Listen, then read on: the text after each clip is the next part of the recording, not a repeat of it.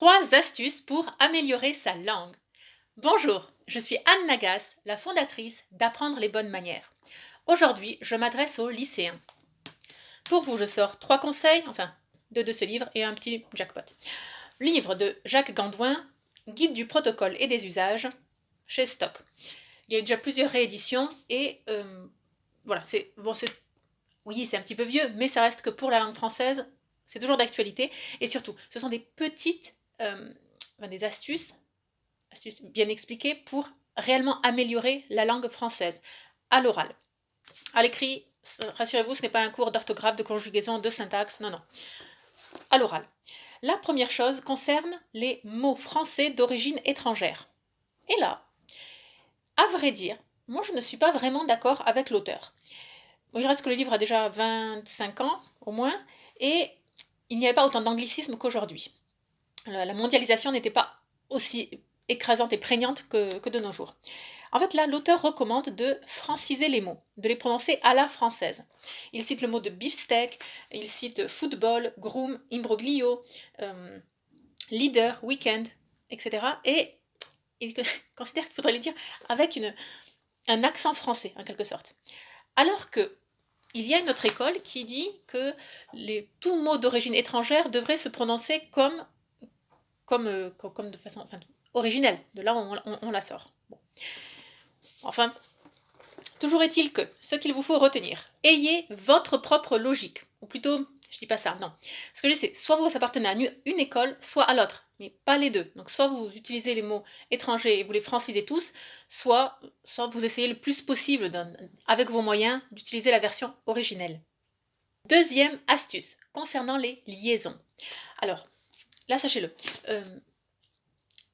on va considérer que vous avez un beau phrasé, que vous maîtrisez bien le français à l'écoute des liaisons que vous faites dans les phrases.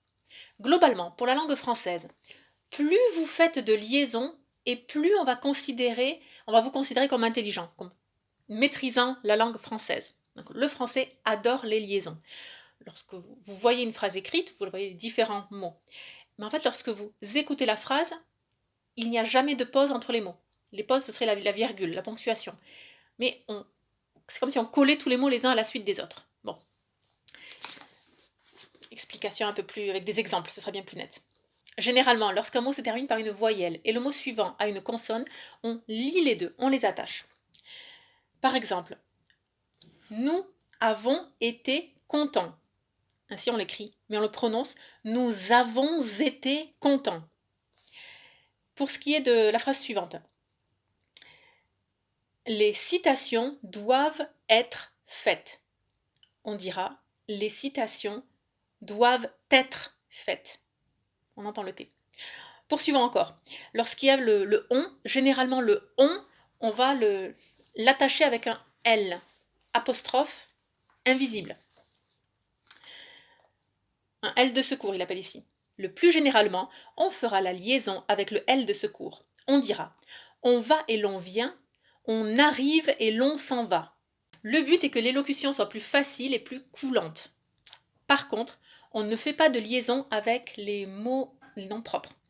Exemple, le président Auriol, on ne dira pas le président Toriol. C'était le nom d'un président. Enfin, troisième conseil par rapport justement à votre phrasé, à la langue, à l'élocution, sachez-le. Vous avez peut-être regardé les quelques vidéos que j'ai faites d'il y a 3 ans, 4 ans, au début où j'ai commencé à utiliser la formule de fin, et n'oubliez pas, la bienséance fait la différence. Tout au début, et c'est ma mère qui m'a fait la remarque, ma voix était posée différemment. En fait, le but, pour avoir l'air plus sérieux, plus prise au sérieux, pour inspirer confiance, notre voix, en fin de phrase, et surtout en fin de texte, de paragraphe, ou dans un discours de clôture, on descend les marches. Et moi, avant, j'avais tendance à remonter. Et je finissais toute... la bienséance fait la différence. C'est moins sérieux que... Et n'oubliez pas, la bienséance fait la différence. On met énormément de temps à mettre en application de telles choses. Il faut énormément s'entraîner et on le fait progressivement. Vous aussi, je vous invite à le faire. Au moins, c'est bon que vous soyez confrontés à cela Et petit à petit, ça va vous prendre des mois et des années, mais vous allez vous aussi pouvoir poser votre discours et terminer par la voix grave, par un ton plus grave, plus solennel. J'espère que ces 3 astuces vous ont plu et surtout qu'elles vous seront utiles. Bien, pour ceux qui souhaitent en savoir bien plus sur les bonnes manières, le savoir-vivre, les arts de la table, je vous invite à découvrir le programme Distinction et élitisme dès le lycée, la formule spéciale pour devenir des apprentis lady et des apprentis gentlemen des temps modernes. Toutes les informations se trouvent juste en dessous dans la barre d'infos. Suivez le lien, tout est expliqué. Il y a également la possibilité de recevoir une attestation de suivi de cours. Ne sait-on jamais, vous en aurez peut-être besoin pour Parcoursup, pour remplir votre dossier de candidature aux grandes écoles. Ah, bonne façon de marquer des points. Et pour finir, le mot de la fin.